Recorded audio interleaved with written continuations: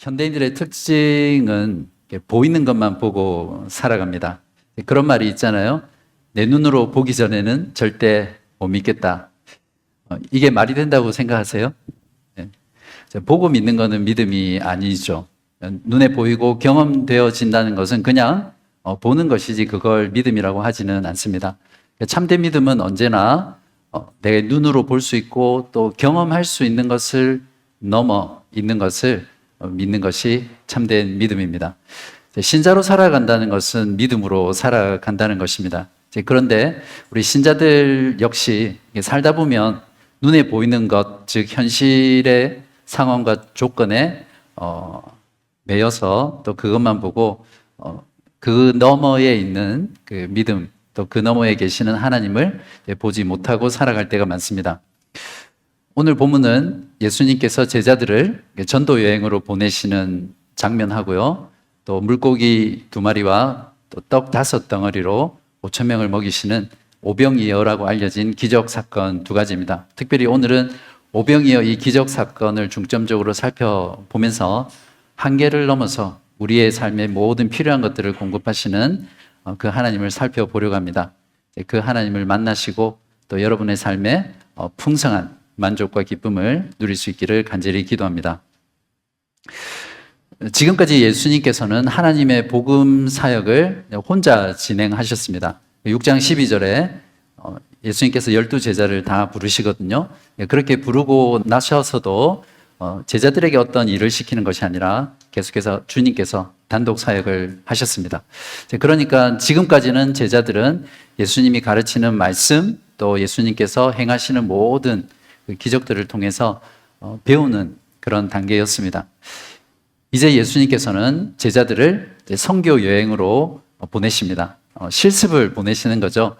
예수님께서 십자가에 죽으시고 부활하시고 승천하시고 계시지 않을 때 하나님의 그 구원 사역을 바로 이 12제자들을 통해서 진행하실 것이 하나님의 원래 계획이셨거든요. 그래서 실제로 오순절에 성령이 강림하신 후에 이 12제자들은 놀라운 복음 사역을 진행했습니다. 예수님께서는 오늘 이 제자들을 그때를 대비해서 일종의 실습을 보내셔서 훈련시키는 거라고 볼 수 있습니다. 예수님께서 12제자를 부르신 목적이 무엇이었습니까? 사람을 낚는 어부가 되게 하리라. 바로 지금 이 순간이 예수님께서 말씀하셨던 그 제자들을 부르신 목적이 부분적으로 성취되고 있는 역사적 순간입니다. 자, 그러면 예수님께서는 어떻게 제자들을 보내셨는지 그 구체적인 내용들을 살펴보도록 하겠습니다. 먼저 예수님께서는 사역을 위해 필요한 능력과 권위를 제자들에게 먼저 주셨습니다. 9장 1절을 보시면 예수께서 12제자를 불러 모으사 모든 귀신을 제어하며 병을 고치는 능력과 권위를 주시고, 예수님 자신이 능력과 권위를 가지신 분이시죠. 그러나 예수님은 그 능력과 권위를 사역을 위해서 제자들에게 주실 수 있는 분이라는 것을 우리는 알 수 있습니다. 제자들은 예수님이 주신 능력과 권위를 받고 파송을 받았기 때문에 사실은 이미 성공이 보장된 거나 마찬가지입니다. 두 번째로 예수님께서는 사역을 위해서 사명을 주십니다. 보내시는데 아무런 사명 없이 보내시면 가서 할 게 아무것도 없겠죠. 그래서 제자들에게 능력과 권위를 주시고 9장 2절에 보시면 하나님 나라를 전파하며 앓는 자를 고치는 것, 이것이 제자들의 사명입니다. 예수님의 사역은 잘 보시면 알겠지만 언제나 가르치는 말씀 사역과 티칭 사역이죠. 그리고 병자를 치유하는 치유 사역, 또는 귀신을 쫓아내는 것도 일종의 치유 사역이 되겠죠. 그래서 이 말씀 사역과 치유 사역이 이렇게 항상 병행되었습니다. 제자들에게도 동일한 사명을 주시는 겁니다. 자, 예수님이 제자들에게 주신 이 능력과 권위, 즉 하나님 나라의 복음을 전파하고 병자들을 치유하라는 이 사명은 12사도를 지나서 신약교회가 탄생하고 신약교회에 주어진 하나님의 사명입니다. 그래서 저와 여러분의 사명이기도 하죠. 저희 바른교회가 세워진 지 몇 개월 지난지 아세요? 네, 거의 이제 12월 말이면 8개월이 됩니다. 그래서 지금은 여러 가지 면에서 저희 교회가 많이 안정돼 가는 것 같습니다. 그렇지만 오늘 이 예수님께서 제자들에게 주신 이 사명, 하나님 나라의 복음을 전파하고 영혼을 치유하는, 우리들에게 병자를 치유하라는 건 아니겠죠. 영혼 복음으로 영혼을 치유하고 구원하는 이 사명을 우리가 절대 잊지 말아야 될 것입니다. 세 번째로 예수님께서는 사역을 위한 구체적인 지침, 방안을 주십니다. 3절에서 5절을 보십시오. 이르시되 여행을 위하여 아무것도 가지지 말라. 지팡이나 배낭이나 양식이나 돈이나 두벌옷을 가지지 말며 어느 집에 들어가든지 거기서 머물다가 거기서 떠나라. 누구든지 너희를 영접하지 아니하거든 그 성에서 떠날 때에 발에서 먼지를 떨어버려 그들에게 증거를 삼으라 하시니. 자, 첫째 방침은 무엇입니까? 전도 여행을 떠날 때 아무것도 가지지 말고 여행을 하라고 합니다. 지팡이, 배낭, 양식, 돈이나 또 두벌옷은 엄밀히 따지면 여행에 꼭 필요한 필수품 아닌가요? 근데 예수님께서는 이것조차도 가지고 가지 말라고 하십니다. 자, 이런 본문을 읽으면 예수님 좀 너무 비현실적이시고 좀 너무 많은 걸 요구하시는 건 아닌가, 이런 생각을 하시는 분도 계시겠죠. 자, 예수님께서는 이렇게 하시는 이유가 복음 사역을 할 때는 아무것도 가지지 않아야만 그 복음 사역에 집중하고 오직 하나님만 의지할 수 있기 때문에 가지지 말라고 하십니다. 아무리 작은 것이라도 나에게 어떤 의지할 무언가가 있잖아요. 그러면 사람은 본성적으로 하나님보다는 그것을 의지하게 되어 있습니다. 모든 사람에게 하나님께서 그렇게 하시지는 않으시겠지만 사람에 따라서는 어떤 경우에 하나님께서는 그 사람을 완전히 빈털터리로 만드시거나 아니면 가장 낮은 자리로 떨어뜨리십니다. 그래서 그곳에서 하나님이 아니고서는 더 이상 의지할 것이 없는 상태로 만드셔서 비로소 하나님을 의지하게 하시는 거죠. 저도 제 인생 가운데 그런 순간들이 몇 번 있었는데요. 이 시간 간증을 하면 아마 점심을 못 먹을 것 같아서 다 생략하도록 하겠습니다. 아마 여러분도 그런 경험을 하셨을 거라고 생각합니다. 예수님의 제자인 저와 여러분들이 하나님 나라의 복음 전파를 위해서 이 땅 가운데 살아가기 위해서는 많은 것을 소유하면 안 됩니다. 뭔가 많은 것을 이 땅에서 가지려고 하고 쌓으려고 하고 또 누리려고 하면 우리의 그 포커스가 하나님과 하나님 나라의 그 복음 사역보다는 우리 자신과 현실로 쏠리게 되겠죠. 그래서 하나님의 복음 전도자 또 제자들은 이 땅을 살아가면서 가볍고 또 부담 없이 그렇게 살아야 합니다. 자, 두 번째 지침은 전도를 할 때 집집마다 돌아다니면서 하지 말고 어떤 마을에 들어가면 한 집을 정해놓고 거기서 일종의 전도의 기점으로 삼으라는 거죠. 포스트로 삼아서 그 마을을 다 전도한 뒤에 다른 마을을 떠날 때 그때 그 집을 떠나라, 이제 이런 방침을 주십니다. 자, 이거는 그 당시 시대적 배경에서 헬라 선생들이 이렇게 집집마다 찾아다니면서 가르치고 철학적인 그런 내용들을 알려주고는 이제 돈을 받고 그렇게 했거든요. 그러니까 그런 방식으로 하지 말고 하나님 나라의 복음 사역은 다른 방법으로 하시라는 그런 말씀입니다. 세 번째 지침은 이제 복음을 전하는 그 제자들이 거부를 당할 때 어떻게 해야 되느냐라는 지침을 주시는데요. 자, 그 마을이나 도시를 떠날 때 그 발에서 먼지를 떨어버리라, 그러니까 shake off 하라고 그렇게 말씀하시거든요. 이 말은 무엇이냐면 그들은 이제 이 복음과 예수님과 상관없다는 그런 말입니다. 그러니까 당시 어떤 문화적 배경 속에서 이제 이것은 이제 더 이상 유대인들과는 상관없는 이방인 취급하라는 이런 말이죠. 그러니까 이 제자들을 거부하는 그것이 결국 제자들이 전하는 복음을 거부하는 것이기 되기 때문에 일종의 하나님의 심판의 메시지와 마찬가지입니다. 자, 이처럼 예수님은 제자들을 사역 현장으로 보내셔서 능력과 권위를 주시고요. 또 사명과 또 사역에 대한 방침을 주십니다. 그래서 이 제자들은 예수님이 보내신 그대로 온 마을로 다 다녀서 하나님 나라의 복음을 전파하고 또 병든 자들을 이제 고치는 사역을 잘 수행을 했습니다. 자, 이 복음 전파로 인해서 이 복음에 대한 소식, 결국 이 복음의 핵심은 예수 그리스도이시기 때문에 이 그리스도에 대한, 예수님에 대한 이 소문이 헤롯 대왕, 즉 분봉왕인데요, 안티파스가 있는 궁궐까지 흘러 들어갔습니다. 그래서 이 헤롯은 그 소문을 듣고 어떤 사람은 세례 요한이 다시 살아난 것이다. 세례 요한은 누가 죽였습니까? 헤롯이 목 베어 죽였죠. 그리고 조금 뒤에 보면 자기가 직접 목 베어 죽였다라고 스스로 자백을 하거든요. 근데 그 세례 요한이 다시 살아난 게 정말 사실이라면 헤롯은 굉장히 불안하고 두렵겠죠. 또 어떤 사람은 엘리야는 죽지 않고 승천한 선지자죠. 그 엘리야가 다시 나타났다, 그렇게 말하기도 하고, 또 어떤 사람들은 옛날의 선지자 중에 한 명이 살아났다. 이 옛 선지자는 주로 이사야나 예레미야나 또 모세가 다시 살아난 것이다. 이제 이런 소문들이 유대인들 가운데 있었거든요. 그래서 헤롯이 이제 그걸 듣고는 굉장히 당황했습니다. 예수님이 정말 누구이신지 그 정체성에 대해서 잘 몰랐기 때문에 그렇게 반응을 했습니다. 그래서 예수님을 몹시 보고 싶어 하죠. 물론 그 뒤에 가면 이제 헤롯이 예수님을 만납니다. 근데 예수님은 범죄자로 끌려와서 자기 앞에 있었기 때문에 이 헤롯은 예수를 보자마자 너무 기뻐했지만 딱 보니까 그냥 범죄자거든요. 그래서 무시하고 군인들과 함께 조롱하고 모욕했던 사람입니다. 결국 이 헤롯도 복음의 소식은 들었지만 예수님을 거부했기 때문에 하나님의 심판을 받은 자라고 할 수 있습니다. 자, 사도들은 복음 전파 사역을 마치고 돌아와서 예수님께 선교 보고를 합니다. 예수님은 거기에 대해서 뭐 잘했다 못했다 아니면 전혀 어떤 대꾸를 하지 않으시고 아마 그들을 좀 쉬게 하시려고 했던 것 같습니다. 그래서 그들을 무리들로부터, 사람들로부터 떼어서 따로 벳세다라는 그 마을로 데리고 가십니다.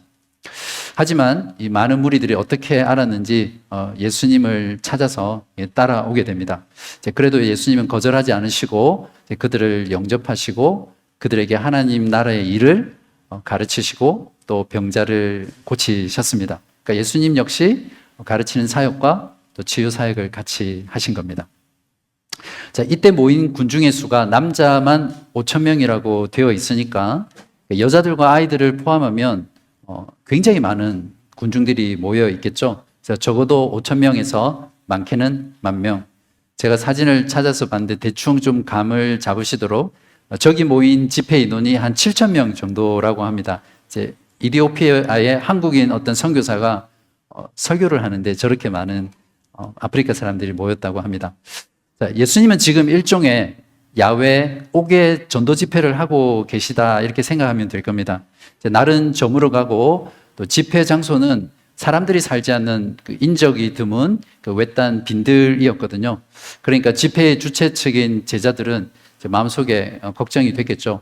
이들을 어디서 재우고 또 이 많은 사람들을 먹여야 할 텐데 어떻게 먹일 수 있을까? 이제 이런 걱정들이 많이 들어서 예수님에게 찾아가서 이런 상황을 보고하고 또 해결책까지 제시합니다. 12절을 한번 보십시오. 날이 저물어 감에 12사도가 나와 여짜오되 무리를 보내어 두루 마을과 촌으로 가서 유하며 먹을 것을 얻게 하소서. 우리가 있는 여기는 빈들이니이다. 자, 군중들을 피해서 따라왔기 때문에 이런 집회는 미리 계획된 게 아니었습니다. 그래서 이들이 잘 수 있는 천막이라든지 또 이들을 위한 음식은 전혀 준비되어 있지 않은 상태였죠. 자, 이런 상태에서 그들이 이런 문제를 제기하고 또 해결책을 제시한 것은 정말 적절한 타이밍에 알맞은 보고라고 할 수 있죠. 자, 여기에 대해서 역시나 오늘도 예수님 우리를 실망시키지 않으시고 예상을 벗어나는 전혀 다른 말씀을 하십니다. 자, 13절을 보시면 예수께서 이르시되 너희가 먹을 것을 주라. 자, 이 부분은 예수님께서 마치 문제 해결을 제자들에게 떠넘기시는 것 같죠. 제자들이 먹을 것을 너희들이 주라 이렇게 했을 때 제자들이 생각할 수 있는 옵션은 3가지 정도 있습니다. 첫 번째는 자기들이 제안한 대로 제자들이 직접 가서, 제안한 거는 좀 다른 거죠. 제자들이 직접 가서 이 5천 명이 넘는 무리들을 위한 음식을 사오는 겁니다. 이것은 현실적으로는 불가능하죠. 이들이 그 많은 사람들을 먹일 만한 음식을 사올 만한 돈이 없었을 것이고, 또 돈이 있었다 하더라도 그 해가 저물어가는 시간에 가서 이 많은 사람들에게 팔 만한 그런 음식조차 또 마을에는 없었겠죠. 그래서 제자들은 아마 마음속으로 이 옵션은 탈락 이렇게 하고 제외시켰을 겁니다. 자, 두 번째 옵션은 거기에 모인 사람들 중에 도시락이나 또 음식을 싸온 사람들이 있겠죠. 그래서 그 사람들한테 나오라고 해서 지금 자기들이 가지고 있는 음식의 양이 얼마 정도 되는지 확인한 뒤에 그것으로 나누면 가능하겠죠. 아마 제자들은 이 두 번째 옵션을 생각했던 것 같습니다. 세 번째 옵션은 뭐가 있을까요? 제자들이 그동안 자기들이 경험했던 또 훈련받았던 내용들을 생각하고 또 기억한다면 예수님께 가서 예수님, 저희들이 나눠줄 수 있는 음식을 주십시오. 그러면 저희들이 나누어 주겠나이다. 이렇게 예수님께 요청할 수 있겠죠. 자, 제자들은 13절에 14절입니다. 이렇게 답변합니다. 우리에게 떡 5개와 물고기 2마리 밖에 없으니 이 모든 사람을 위하여 먹을 것을 사지 아니하고서는 할 수 없사옵나이다. 하니 이는 남자가 한 5천 명 되밀어라. 현재 제자들이 공급 가능한 음식의 총량은 무엇입니까? 떡 5개와 물고기 2마리입니다. 여기에 비해서 총 소비량은 남자만 5천 명이니까 딱 봐도 계산이 안 나오는 거죠. 그러니까 제자들의 이 말은 예수님, 우리가 먹을 것을 줄 수 없습니다. 예수님의 명령에 이번에 저희들이 따를 수 없을 것 같습니다. 이렇게 거절하는 뜻입니다. 자, 이 제자들의 대답을 보면 틀린 말이 하나도 없습니다. 정확한 데이터에 근거해서 지극히 분석적이고 또 현실적인 답변이죠. 그러나 만일 이들이 예수님을 전혀 모르는 사람이라면 이 대답은 탁월한 대답일 수 있습니다. 그러나 이 제자들은 누굽니까? 제자들은 그동안 예수님을 통해서 예수님이 하나님의 아들이라는 것도 알았고 또 예수님의 능력과 권위에 대해서도 알고 또 실제로 목격했습니다. 이전에는 예수님께서 만물을 다스리고 악한 영을 쫓아내시고 죽은 자도 살리시는 그런 주권자라는 것도 알았고요. 또 얼마 전에 예수님이 보내신 그 선교 여행을 통해서 예수님이 주신 그 능력과 권위로 실제로 복음을 선포하고 병자들을 고친 그 경험들이 그들 속에 그대로 있었거든요.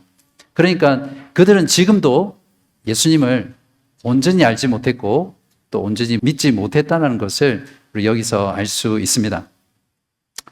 그들이 진정 예수님을 믿고 바라보고 의지했다면 이 세 번째 옵션을 선택했겠죠. 예수님을 믿습니다. 예수님은 하실 수 있는 분이니까 이 5천 명을 먹일 수 있는 음식을 주십시오. 그러면 저희들이 나누어 주겠습니다. 이렇게 말을 할 수 있었을 겁니다. 자, 이들의 문제는 무엇일까요? 이들의 문제는 현실의 상황과 조건에 함몰돼서 현실의 한계를 넘어서 공급하실 수 있는 그 예수 그리스도를 바라보지 못했던 것입니다. 제자들의 말투를 한번 보십시오. 떡 5개와 물고기 2마리 밖에 가진 게 없으니, 자, 이걸 굳이 붙이자면 밖에 신앙 이렇게 말할 수 있겠죠. 자, 이 밖에라는 이 말이 그들의 현실에 대한 인식과 믿음이 어떤 것인지를 아주 적나라하게 보여주고 있습니다. 그래서 특히 우리가 성경을 읽을 때 이런 밖에 이런 단어를 보시면 동그라미 이렇게 치셔서 집중하시면 그 본문이 주는 의미를 더 잘 알 수 있겠죠. 자, 눈에 보이는 그것으로 한계를 짓고 스스로 그 한계 속에 갇혀버린 겁니다. 자기 스스로 한계를 짓는 것뿐만 아니라 예수님까지도 한계를 짓는 그런 상황으로 바뀌어 버렸습니다. 자, 우리는 역시 살면서 얼마나 자주 또 우리가 처한 그 현실의 상황과 조건에 갇혀서 그 넘어 계시는, 그 넘어서 일하시고 공급하시는 하나님을 바라보지 못할 때가 얼마나 많습니까? 하나님을 바라보기보다는 내 자신을 보는 거죠. 내 형편에, 내가 가진 것에, 내 학벌로, 내 능력으로는 이제 그런 것들로 나는 할 수 없다라는 스스로 그 한계를 지어버리는 거죠. 그래서 이래서 안 되고 저거는 저래서 안 되고 삶이 너무 부정적이고 또 패배적으로 살아가는 그런 게 우리들의 모습입니다.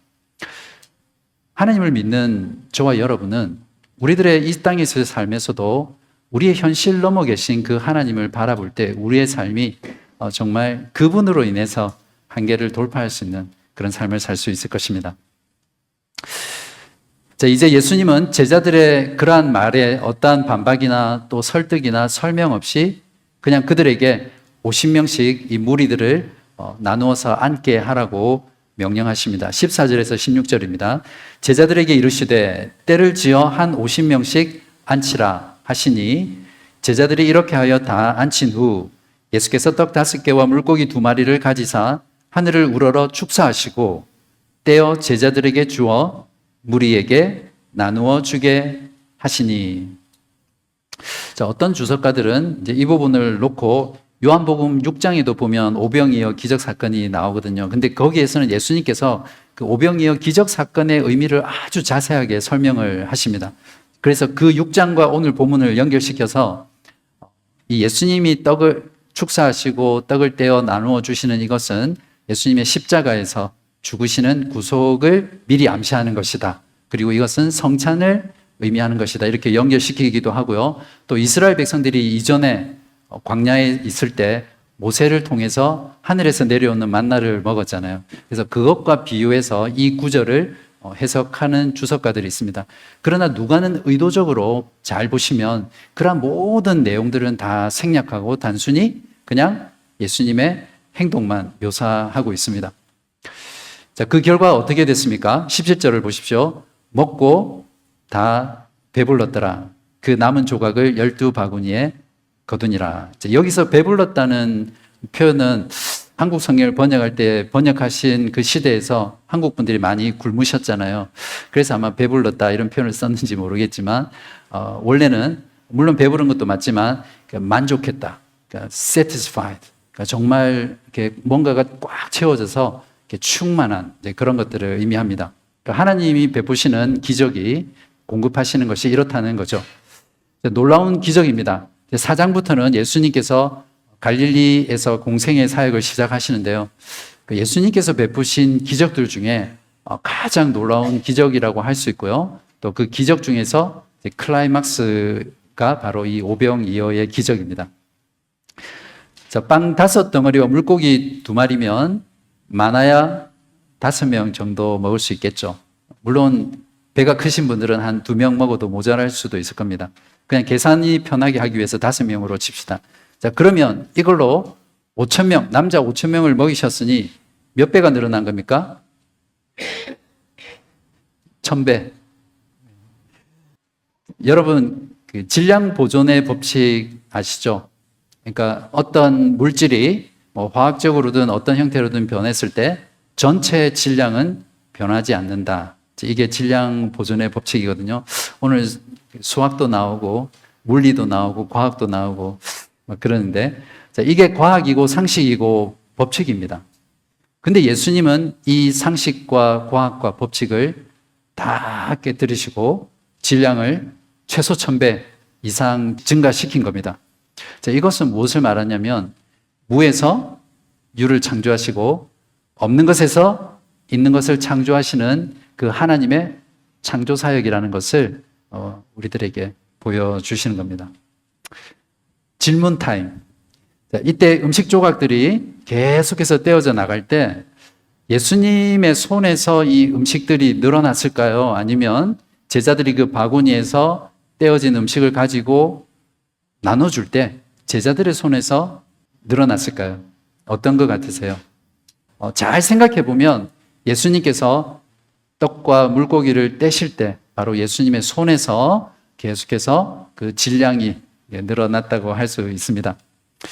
자, 예수님께서는 기적을 예수님께서 직접 떼셔서 직접 군중들에게 나눠주는 게 아니라 12 제자들에게 떼어서 나누어 주게 하십니다. 그것은 제자들이 이 기적의 한 가운데에서 기적의 현장을 체험하도록 하기 위해서입니다. 제자들은 여기서 기적을 군중들에게 배달하는 기적의 전달자 역할을 한 것이죠. 제자들은 예수님의 손에서 끊임없이 떼어지는 그 떡과 물고기 조각을 나르면서 아마 매우 놀라고 흥분하고 또 전율했을 겁니다. 제자들은 바로 이 기적의 현장 한가운데서 이 예수님이 정말 누구이신지를 분명하고 또 확신 있게 깨닫고 또 알게 되었을 겁니다. 예수님께서는 의도적으로 사실은 이 경험을 유도시킨 것입니다. 이 경험을 통해서 제자들에게, 특별히 제자들의 대표인 베드로에게 하나님의 그리스도 신이다, 이 신앙 고백을 이끌어냅니다. 이 고백에 대한 내용은 다음 주 설교 때 하도록 하겠습니다. 자, 여기서 떡은 단순히 어떤 육신의 배고픔을 채우는, 또 육신의 몸을 유지하기 위해서 필요한 그런 음식이나 또는 이 세상에 살아가기 위해 필요한 것들이 아닙니다. 물론 이것들도 포함됩니다. 그러나 이 떡이 가리키는 것은 우리의 육신의 필요뿐만 아니라 우리의 영적인 생명을 유지하기 위해 필요한 하나님의 생명의 말씀도 이 떡에 들어가고요. 이 땅에서의 삶뿐만 아니라 영원한 삶에 필요한 그러한 모든 것들에 필요한 기본적인 것들을 다 포함한다고 이해를 하셔야 합니다. 자, 이렇게 예수님은 없는 것을 있게 하시고 또 무에서 유를 창조하시는 분이시기에 현실의 상황과 조건 안에서 지어지는 그 한계를 넘어서 하나님의 백성들의 삶에 필요한 모든 것들을 이제 공급하시고 또 풍성하게 공급하셔서 우리의 영혼에 깊은 만족을 주시는 분이시라는 것을 여러분들이 꼭 아시기를 바랍니다. 제가 39살 때 굉장히 고민하고 고뇌하는 그런 시간들을 보냈었거든요. 보통 40살이 되면 사축이라고 그러거든요. 그러니까 40살이 되기 전 39살을 사축이라고 그럽니다. 처음 들어보셨어요? 그러니까 사춘기 때 아이들이 막 열병을 앓잖아요. 그래서 저도 39살 때 굉장히 그런 사춘기와 같은 시간들을 보냈었는데, 그때 어떤 목사님의 설교를 듣다가 예수님께서는 30살에 공생애를 사셨듯이 사람은 40살이 되면 더 이상 자기 자신과 가족만을 위해 살지 말고 주님을 위해서 사는 공생애를 살아야 된다. 그런 설교를 하시는 거예요. 새벽 기도 때. 그래서 그 말씀에 이렇게 마음에 사로잡혀가지고 그때부터 이제 심각한 고민을 했고요. 결국 저의 남은 인생은 저와 가족만을 위해서가 아니라 하나님의 복음을 위해 살아야겠다. 이런 마음의 결단을 하고 43살에 신학교를 들어갔습니다. 아마 아시는 분도 계시고 모르시는 분도 계실 텐데, 그러면서 세인앤드류 교회, 이제 이전 교회죠. 거기에서 전도사 생활을 시작을 했습니다. 지금 학교를 졸업하고 목회를 한 지 만 7년이 됐거든요. 근데 당시 신학 공부를 시작할 때 제가 처했던 그 현실의 상황과 조건은 모든 사람이 안 된다, 이런 것이었어요. 그 나이에 무슨 신학 공부를 하려고 그러노, 사투리로도 그래요. 또 재정적으로 준비된 것도 없죠. 아이들은 하이스쿨 학생 2명, 초등학교 1명, 또 제가 영어를 잘하는 것도 아닌데 그 어려운 신학교 가서 어떻게 졸업하겠냐고. 전부 다 안 된다는 거예요. 그 중에 제일 힘든 조건은 아내가 반대를 했습니다. 좀 잠깐 나가 있을래? 네. 말을 편하게.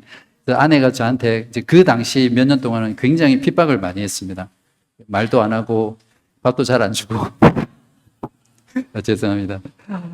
그러니까 모든 게 불가능했던 상황이죠. 심지어는 나중에 알게 된 건데요. 세인앤드류 교회 많은 교우분들, 또 담임 목사님이었던 김경미 목사님도 신종호 전도사가 저렇게 하다가 포기하겠지, 그렇게 생각을 하셨대요. 좀 섭섭하기는 했는데, 아무튼 모든 사람들이 안 된다고 할 그때 저에 대한 그 사역에 대한, 제 남은 인생에 대한 그 비전, 또 무엇을 하며 살아야 될 것인지에 대한 그 사명이 너무나 확실했기 때문에 그 가운데서도 저는 그런 한계를 넘어 계시는 주님을 바라볼 수 있었고요. 또 주님을 의지하게 되었습니다. 그래서 쉽지 않은 시간들이었지만 그 모든 한계를 뛰어넘고 돌파하고 지금 이 자리에서 여러분에게 말씀을 전하고 있습니다. 저희 교회도 마찬가지입니다. 작은 교회죠. 사람도 부족하고 또 일할 수 있는 사람도 한정입니다. 재정도 부족하고 능력도 부족합니다. 요즘은 전도하기가 너무나 어려운 시대이기 때문에 전도하는 것도 어렵습니다.